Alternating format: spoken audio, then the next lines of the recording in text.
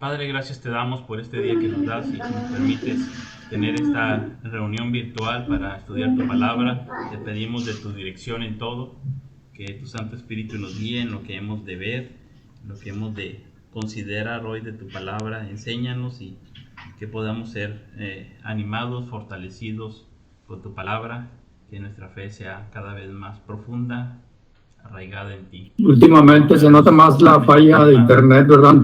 Guíanos, Señor, en el nombre de Jesucristo. Amén. Amén. Hermanos, vamos a empezar con el tema de hoy de la libertad cristiana y de la libertad de conciencia. Aquí les voy a compartir la presentación.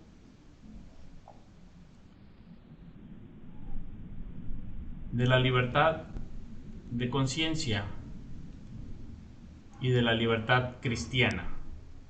Esta es un tema importante que abarca un amplio ámbito de la experiencia cristiana, teniendo no solamente el ámbito de la libertad cristiana, sino unos extremos que limitan realmente esa libertad, unos extremos que la limitan por dos lados diferentes, pero al fin y al cabo limitan la libertad cristiana y en ese sentido, digamos que en palabras del señor Swindoll, asesinan a la gracia, ¿verdad? Entonces tenemos dos límites que son abusos de la gracia, pero hay un ámbito muy amplio para la libertad cristiana. Y vamos a ver lo que dice este artículo número 21 de la libertad cristiana y de la libertad de conciencia.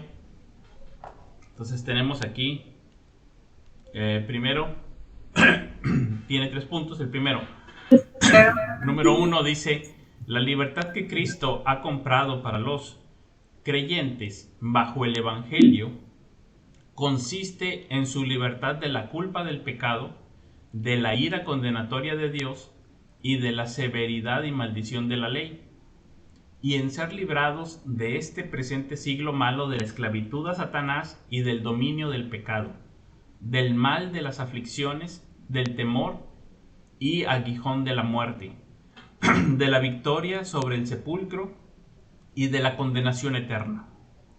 Bien, entonces este punto número 1 nos está mostrando, por así decirlo, el aspecto de las cosas negativas de las que nos libra el Señor Jesucristo. Esta libertad nos está librando, por un lado, de cosas, vamos a llamarle así, negativas. Dice: la libertad que Cristo ha comprado nos libra de la culpa del pecado, de la ira condenatoria de Dios, de la severidad y maldición de la ley, de la esclavitud a Satanás, de la esclavitud al pecado y del mal de todas las aflicciones, del mayor mal de todos, el temor a la muerte, y después de la condenación eterna. Así que aquí está, en este primer punto, hablándonos de todas las cosas que nos libra Cristo en sus aspectos negativos. Nos libra de todo esto que es malo: el pecado, la culpa, la severidad, la maldición, la esclavitud a Satanás, la esclavitud al pecado, el mal de las aflicciones, la muerte y la condenación eterna. Nos libra de todo eso. Entonces aquí vamos a ver algunos versículos nada más. Hay muchos, pero aquí tenemos algunos que nos hablan de esa libertad que ahora tenemos en Cristo. El primero que escogí es el de Romanos 8, 33 y 34. Lo pueden ver en sus Biblias si quieren cotejarlo. Y dice esto precisamente: ¿quién acusará a los escogidos de Dios? Dios es el que justifica. ¿Quién es el que condenará? Cristo es el que murió, más aún el que también resucitó, el que además está a la diestra de Dios, el que también intercede por nosotros. Entonces aquí tenemos esa libertad que tenemos ahora en Cristo: libertad de la condenación, libertad de la culpa, libertad del pecado, ¿verdad? Hay una libertad amplia que vemos aquí. Escogí otro pasaje en Colosenses 1:13, hablando de lo que Dios nos otorga a través de la obra de Jesucristo en la cruz, y dice que a través de Él, de su obra, Dice, nos ha librado de la potestad de las tinieblas y trasladado al reino de su amado Hijo. Aquí está. Hay una libertad muy grande de la potestad de las tinieblas. Ya no estamos bajo el poder de las tinieblas. Y esto de las tinieblas es una forma metafórica para hablar del mal. Ya no estamos en poder o bajo el dominio de este sistema controlado por Satanás, implementado para ir en oposición a Dios. Ya no estamos bajo el poder del pecado. Ya no se puede enseñorear de nosotros. Hay una libertad amplia en Jesucristo.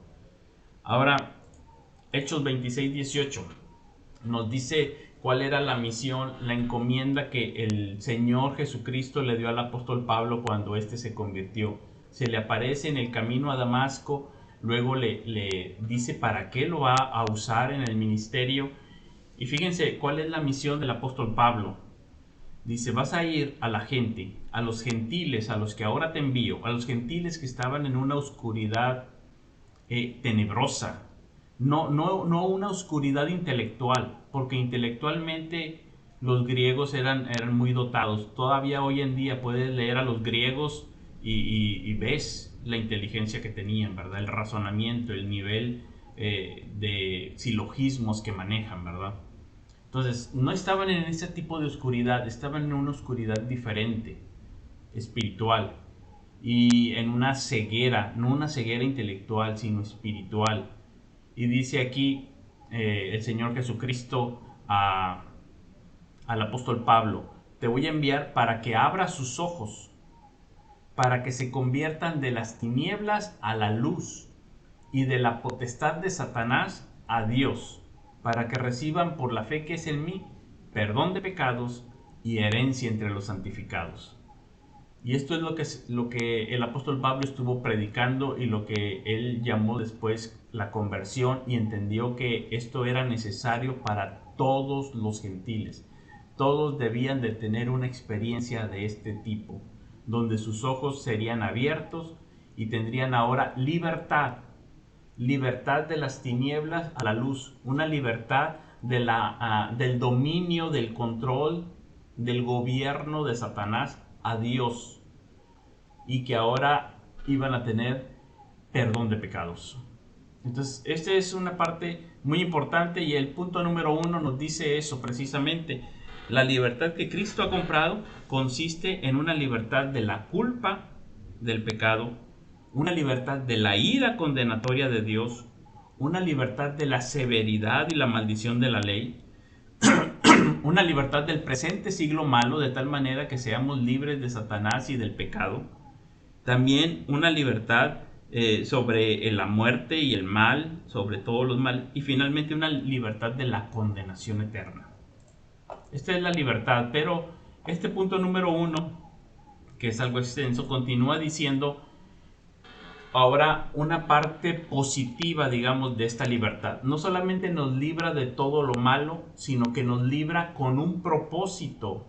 Y dice así, en la segunda parte de este mismo punto número 1. Y también consiste, esta libertad cristiana, también consiste en su libre acceso a Dios y en rendirle obediencia a Él. No por un temor servil, sino por un amor filial y una mente dispuesta. Todo esto era sustancialmente aplicable también a los creyentes bajo la ley. Pero bajo el Nuevo Testamento, la libertad de los cristianos se ensancha mucho más, porque están libres del yugo de la ley ceremonial a que estaban sujeta la iglesia judía, y tienen ahora mayor confianza para acercarse al trono de gracia, y tienen una comunicación más plena con el Espíritu libre de Dios de lo que ordinariamente tenían los creyentes bajo la ley.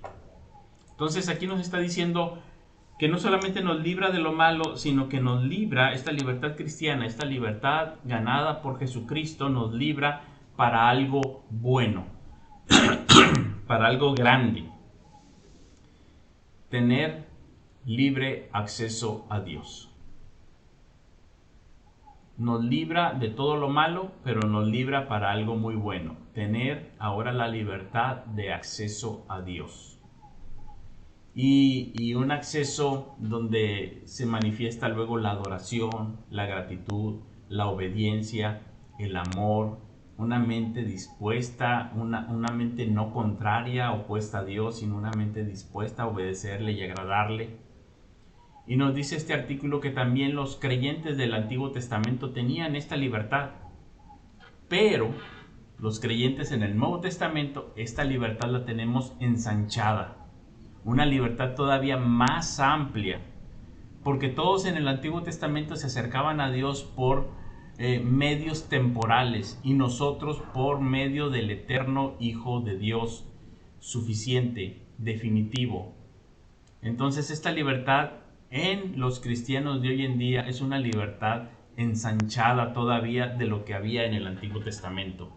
Tenemos una libertad todavía más amplia y estamos libres del yugo de la ley ceremonial, de tal manera que en la ley ceremonial, por ejemplo, decían de todas las limpiezas y purificaciones y todos los lavamientos que se tenía que hacer alguien para poder llegar al campamento donde estaba la presencia de Dios. Leímos todo esto, que dijimos, qué bueno que ya no estamos ahí, ¿verdad?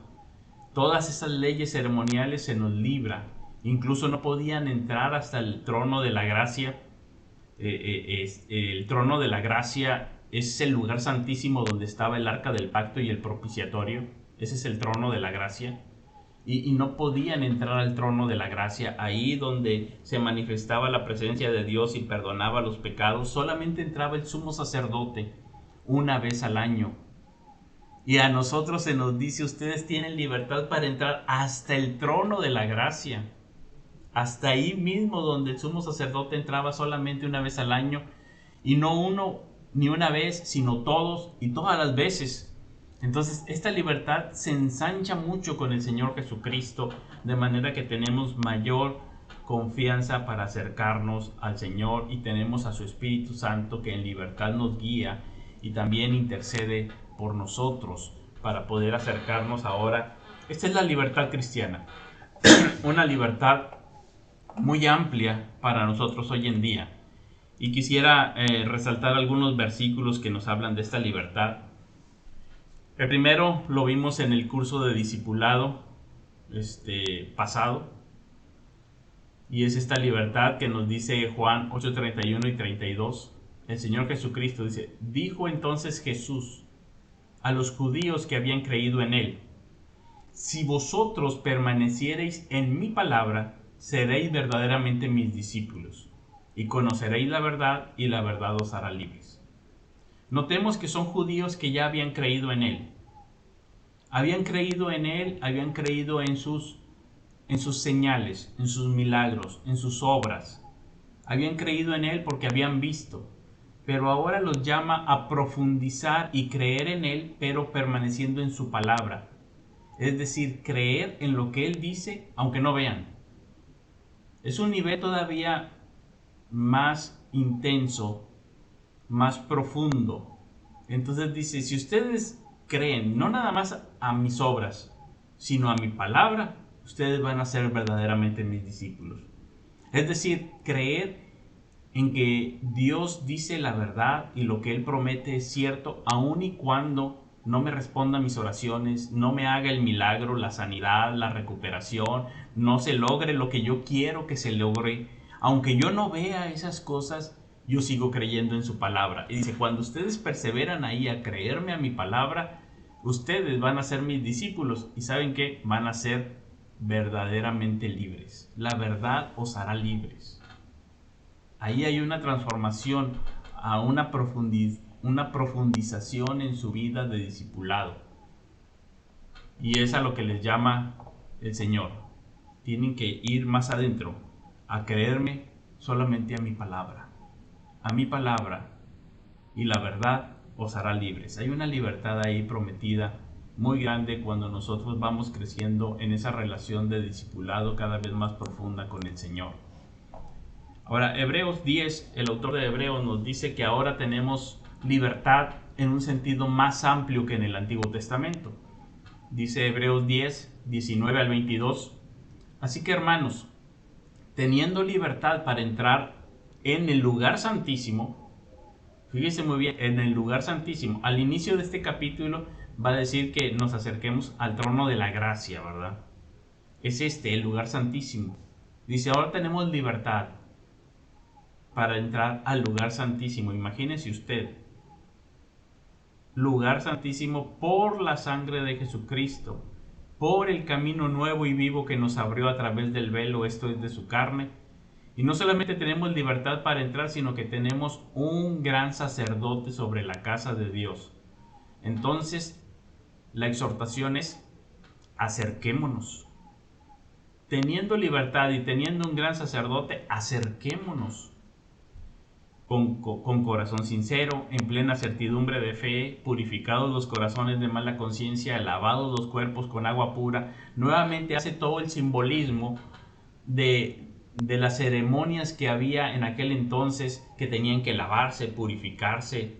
Dice aquí ya todo eso lo hizo Cristo, y entonces te acercas lavado, purificado, estás bañado, santificado por la obra de Cristo. Dice, acerquémonos. Esa es la exhortación. Ahora tenemos libertad. Sí, libertad en el sentido negativo, libertad del pecado, libertad de Satanás, libertad del temor, libertad de la muerte, libertad de la culpa, libertad de la condenación, libertad de la ira. Pero en el sentido positivo tenemos libertad para acercarnos. Esa es la libertad cristiana. No solamente el aspecto negativo, sino también el aspecto positivo. Acerquémonos. Ahora, punto número 2. Luego vemos si hay preguntas, las vamos preparando. Ahí tienen más textos también. De la libertad cristiana y de la libertad de conciencia. Punto número 2. Y este es muy importante. Habla ya de la práctica de esta libertad en la iglesia. La práctica de esta libertad en la experiencia cotidiana de la comunión de los santos. Y dice así: solo Dios es el Señor de la conciencia y la ha hecho libre de las doctrinas y los mandamientos de los hombres que sean en alguna manera contrarios a su palabra o que no estén contenidos en esta. Así que creer tales doctrinas u obedecer tales mandamientos por causa de la conciencia es traicionar la libertad de conciencia, y exigir una fe implícita o una obediencia ciega y absoluta es destruir la libertad de conciencia y también la razón. Entonces aquí tenemos, en el amplio espectro de la libertad cristiana, aquí tenemos un extremo. Y ese extremo es llamado normalmente legalismo. Tratar de controlar las conciencias de los seres humanos por medio de reglas. Tratar de controlar las conciencias de otros. Y eso destruye la libertad cristiana. Mata la gracia, es contrario al evangelio. Y vamos a resaltar aquí lo que nos está diciendo este segundo punto. Dice, en primer lugar, solo Dios es Señor de la conciencia. Solo Dios. La conciencia solo puede ser atada por Dios, llamada por Dios, y nadie puede ponerse como intermediario de esa conciencia del hombre con Dios. Y esto es muy normal en los sistemas religiosos.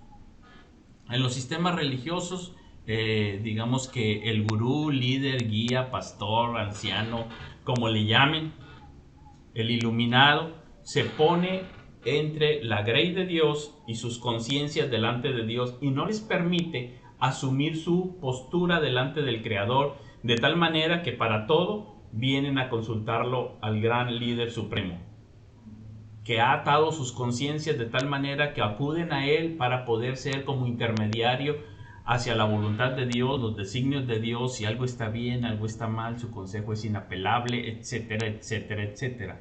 Estos son abusos de la gracia y limitan la libertad cristiana, atentan contra el evangelio de la gracia de Dios. Entonces, todos estos sistemas solamente sirven para que los hombres controlen a los hombres en una ansia de poder o pensamientos o deseos megalomaníacos, de tal manera que ellos satisfacen sus necesidades psicológicas de poder, controlando a otros a través de cualquier sistema religioso humano. Esto no es el Evangelio, esta no es la libertad cristiana. Y normalmente estos sistemas farisaicos o legalistas son sistemas reduccionistas. Reducen la vida a su mínima expresión de tal manera que todo es regido solamente por algunas cuantas leyes. Entonces reducen la vida cristiana y la espiritualidad solamente a no bailes, no fumes, no vayas al cine, no bebas, y ya con eso eres espiritual. Entonces reducen la vida a nada, ¿sí? Y realmente la experiencia de vida es muy rica, muy amplia, como para reducirla solamente a unos cuantos mandamientos de hombres con los que pretenden controlar y erigirse y compararse y mostrar sus niveles de superioridad unos con otros. Esos juegos manifiestan un mal entendimiento del Evangelio y de la gracia de Dios y matan la libertad. Entonces dice, solo Dios es Señor de la conciencia y Él ha hecho libre de doctrinas, libre de mandamientos de hombres. Creer tales doctrinas, obedecer tales mandamientos es traicionar la verdadera libertad. Exigir una fe ciega, una obediencia ciega, una obediencia absoluta, es destruir la libertad de conciencia y destruir la razón. Nunca estamos de acuerdo con eso. No se puede destruir la libertad de conciencia y de pensamiento. Eso es contrario a la libertad cristiana, pero es propio de los sistemas religiosos que en este espectro se van a un extremo y con tal de controlar tienen muchas formas de implementarlo como reglas, como doctrinas, como alguna estrategia de policía espiritual, tratando de controlar en sus manos lo que solamente está en control de Dios, la vida de los hermanos. Vamos a algunos textos de las Escrituras para que sea muy claro. Dice Santiago 4:12, uno solo es el dador de la ley, uno solo, que puede salvar y perder. Pero tú, ¿quién eres para que juzgues a otro? Estas preguntas retóricas de Santiago nos dejan pensando, ¿tú quién eres para que juzgues a otro? Porque yo solamente conozco a uno que dio la ley y el único que puede salvar o perder. Pero ¿tú quién eres? Y ahí es un asunto de autoridad donde la persona se puede estar excediendo. No tiene que ser un líder religioso, puede ser unos a otros. Estos sistemas controladores se pueden fomentar en la familia, la manipulación a veces de la matrona de la familia, a veces del patrón, del patriarca. No es solamente el patriarca, también la matriarca tiene sus maneras de hacer esto. A veces son sistemas muy fuertes. Vamos a otro pasaje, Romanos 14:4. Dice el apóstol Pablo, ¿tú quién eres que juzgas al criado ajeno? Para su propio Señor está en pie o cae. Solamente Dios es Señor de su conciencia. Pero estará firme porque poderoso es el Señor para hacerle estar firme. Ahí no hay manera. Y ellos estaban hablando sobre asuntos de las comidas, ¿verdad? De tal manera que querían imponer ciertas reglas los unos a los otros sobre si comer verduritas o comer carne. Y entonces uno era débil y solamente comía verduritas, y el que era libre comía carne, y había un sistema donde el que era débil y comía verduritas juzgaba al que comía carne. Y dice, déjalo en libertad, él es libre. Una vez que lo juzgas y pones tus criterios sobre él, coartas esa libertad y ahora ya no es libre y ahora tiene que someterse a los caprichos tuyos del hombre débil y hacerse vegetariano. Restringir. Y dice, no puedes hacer tal cosa, dice el apóstol Pablo aquí por mandato de Dios. Ahora vamos a ver el ejemplo de Tito y de Gálatas 2, 3 al 5. Fíjense aquí cómo el apóstol Pablo está ligando estos sistemas religiosos que coartan la libertad y cómo atentan directamente contra la esencia del evangelio. No se trata solamente de preferencias, no es algo secundario de gustos, no es algo nada más de que unos no quieren limitar su libertad o ceder sus derechos. Se trata de que están atentando contra la esencia del evangelio de la gracia de Dios. Observemos Gálatas 2 del 3 al 5. Mas ni aun Tito, que estaba conmigo, dice el apóstol Pablo, con todo y ser griego, fue obligado a circuncidarse. Y esto a pesar de los falsos hermanos introducidos a escondidas que entraban para espiar nuestra libertad que tenemos en Cristo Jesús, para reducirnos a esclavitud, a los cuales ni por un momento accedimos a someternos. ¿Para qué? Para que la verdad del Evangelio, la esencia del Evangelio, permaneciese con vosotros. Cuando una persona accede a someterse a esos mandamientos de hombres, a esos requerimientos religiosos, farisaicos, legalistas, cuando uno accede y dice, vamos a acceder ya para que no pongan gorro y que no les sea de tropiezo, vamos a acceder. Cuando se accede, entonces se está atentando contra la libertad cristiana. Se está modelando falsamente el evangelio de la gracia de Dios. Se está destruyendo ese testimonio del evangelio de la gracia de Dios donde hay libertad. Libertad ganada por Cristo. Así que lo necesario en esos momentos es no acceder y enseñar, instruir a las personas que quieren imponer sistemas legalistas de este tipo. Y normalmente son así, sistemas legalistas reduccionistas, mientras reducen la vida a cosas y normas que ellos pueden medir y comparar y donde ellos pueden de alguna manera salir satisfactoriamente por encima y destacar. Esos sistemas normalmente son reduccionistas y no representan lo que es la amplitud de cosas que hay en la vida cristiana. Así que la esencia del evangelio está en juego cuando nosotros accedemos a estos falsos hermanos, dice que escondidas espiaban nuestra libertad para reducirnos a esclavitud. Una esclavitud por hombres, una esclavitud a reglas, a mandamientos, a leyes, a preceptos, a esas teorías de que ahora esto es pecado y esto es pecado y esto es pecado. Y eso es coartar la libertad cristiana. Ahora, aquí hay algo muy importante que sucedió en el libro de los Hechos, capítulo 17, versículo 11. Después de que el apóstol Pablo va y predica en Tesalónica, llega a otra ciudad que se llamaba Berea. Y fíjense lo que dice de los bereanos, porque exigir una fe ciega y absoluta no solamente va en contra de la libertad cristiana, sino también va en contra de el pensamiento, de la razón. Y las personas necesitan razonar, escudriñar, pensar, examinar. No se le pide a nadie una obediencia ciega y absoluta. Fíjense lo que dice Hechos 17, 11. Y estos eran más nobles que los que estaban en Tesalónica, los de Berea, pues recibieron la palabra con toda solicitud. Dijeron, muy bien, te escuchamos, Pablo, pero dice que estaban ellos escudriñando cada día las escrituras para ver si estas cosas eran así.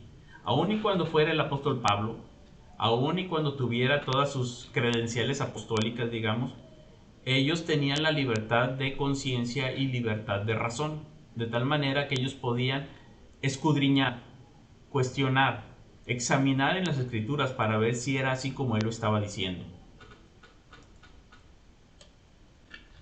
Así que una de las cosas importantes que nosotros fomentamos como iglesia evangélica, iglesia bíblica unidos en Cristo, es esa teología corporativa de tal manera que todos podamos examinar las escrituras directamente.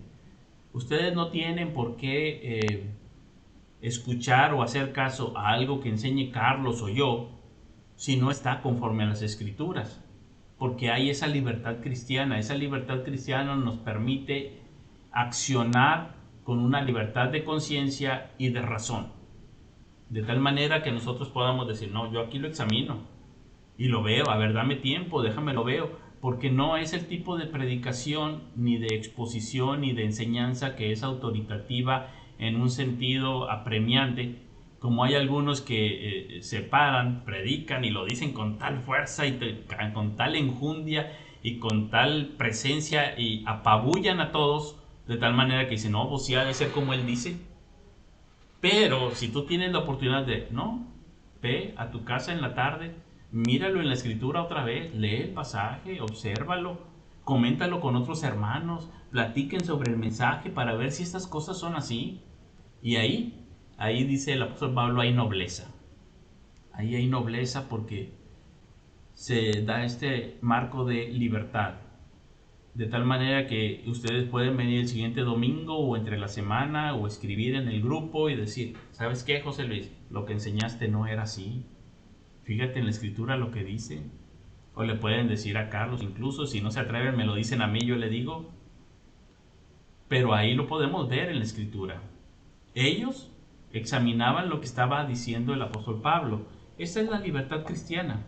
El sacerdocio de todos los creyentes y la teología corporativa son dos de los énfasis de nuestra iglesia.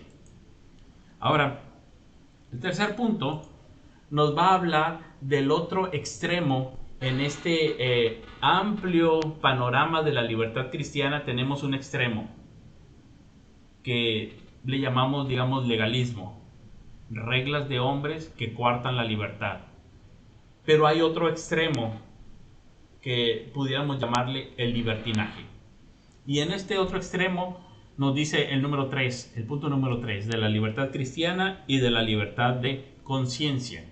Dice el 3, los que bajo el pretexto de la libertad cristiana practican cualquier pecado o abrigan cualquier concupiscencia, al pervertir así al propósito principal de la gracia del Evangelio para su propia destrucción, en consecuencia, destruyen completamente el propósito de la libertad cristiana, que consiste en que siendo librados de las manos de todos nuestros enemigos, sirvamos al Señor sin temor, en santidad y justicia delante de Él todos los días de nuestra vida.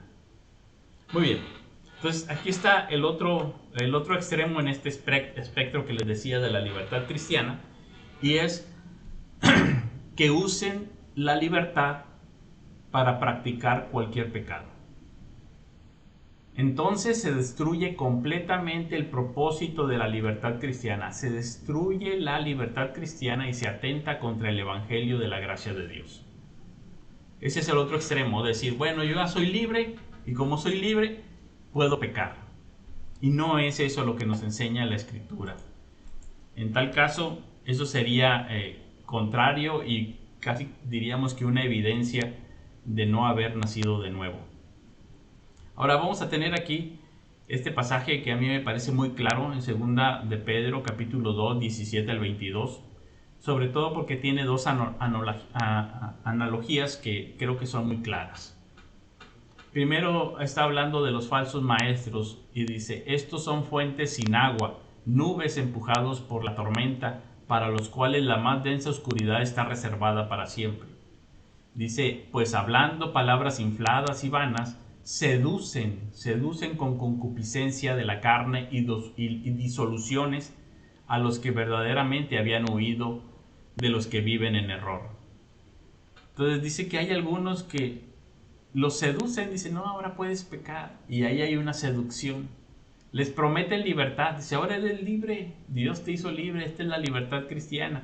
Y dice, esa no es libertad, ellos mismos son esclavos de corrupción. Lo que aparenta ser libertad es esclavitud de corrupción. ¿Por qué? Porque el que es vencido por alguno es hecho esclavo del que lo venció. Entonces dice, parece que tú eres libre, pero al ser libre vas al pecado y el pecado te esclaviza, entonces ya no eres libre, te venció el pecado, ¿sí?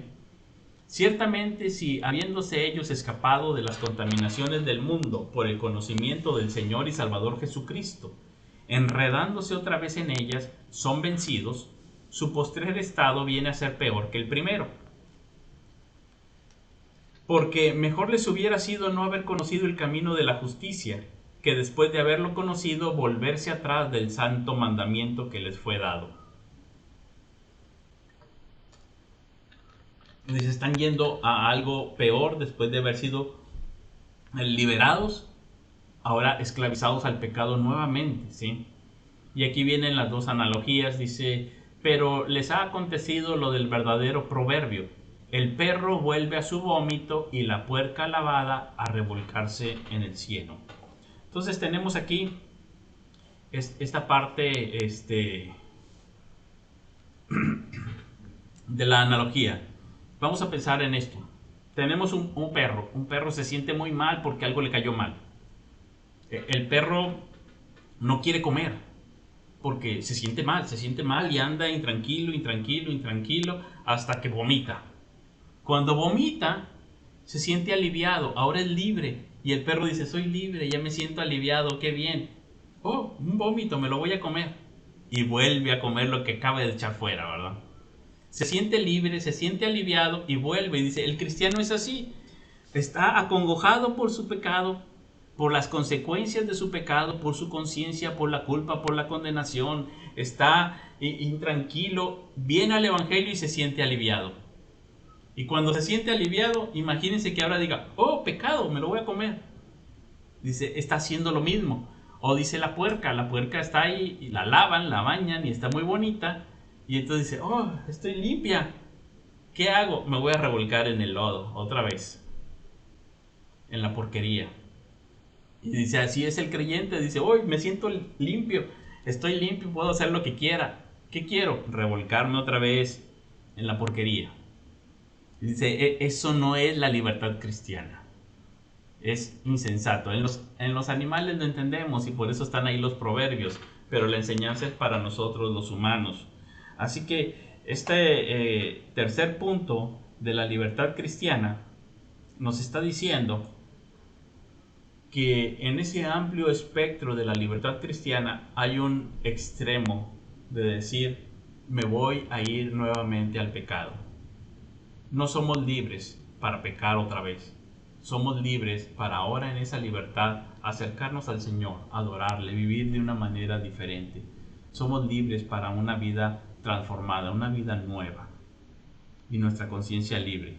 Para el otro lado tenemos el extremo de los que quieren controlar la conciencia, juzgar a los hermanos y meterlos en una esclavitud de tal manera que ahora ya no pueden ellos pensar en agradar a Dios porque están tan ocupados agradando al pastor, al líder, al hermano, al patrón, a la patrona, a alguien más, que se convierte en un obstáculo para ellos llegar directamente ante el Creador. Así que tenemos una libertad preciosa, una libertad ganada por el Señor Jesucristo, y debemos de estar firmes en esa libertad con que Cristo nos hizo libres. No yéndonos al libertinaje, pero tampoco yéndonos al legalismo. Ahora el cristiano está toda su vida en una esfera de gracia que le permite andar con una vida sencilla y libre para accionar delante de Dios, delante de los hombres, sin tener que estar nada más pensando y juzgando a los demás y viendo en qué fallan y qué no hicieron mal, qué dijeron y tratando de evaluar cada palabra, cada acción, cada actitud. Solamente el Señor es el Señor de la conciencia. Solamente Él es el dador de la ley, y un día rendiremos cuenta delante de Él. Pero aquí hay una manera también noble y buena de ayudar a los hermanos, de amonestarnos unos a otros, de corregirnos con espíritu de mansedumbre, no como poniéndonos superiores a ellos, y no por medirnos, ni siquiera por decir, bueno, yo sí voy al día en la lectura de la Biblia, aprendan pecadores. Ni siquiera con eso. Esas cosas no son para esto, no son para coartar la libertad cristiana, la libertad de conciencia, ni para poder medirnos unos con otros. Esa cosa es contraria al Evangelio de la gracia de Dios. Bueno, este fue el tema de la libertad cristiana y de la libertad de conciencia. Voy a detener en este momento la grabación por si quieren hacer preguntas, si quieren sentirse libres de preguntar sin que se quede grabado o hacer comentarios. Aquí mismo ahora detengo la grabación. Muchas gracias a los que van a ver el video y que les sea de bendición.